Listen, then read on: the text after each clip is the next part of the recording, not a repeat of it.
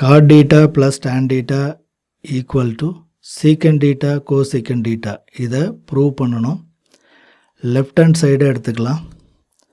cot thetaவுக்கான formula cos theta divided by sin theta. tan thetaவுக்கான formula sin theta divided by cos theta.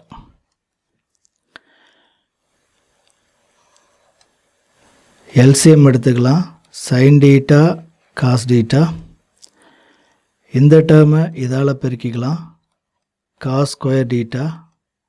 இந்த டேர்மை இதால் பெருக்கிக்கலாம். sin square theta. இப்போ numerator 1 ஆகிடும். ஏன்னா cos square theta plus sin square theta equal to 1.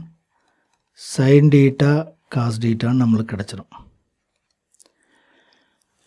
1 divided by sin theta multiplied by 1 divided by cos theta. இப்படி எழுதிக்கலாம்.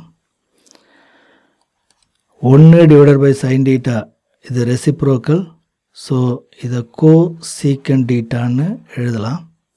1 divided by cos thetaங்கிறத இதுவும் reciprocal secant thetaன்னு எழுதலாம். இப்போது secant theta cosecant theta இப்போ நம்மளுக்கு RHS கிடச்சிருச்சு.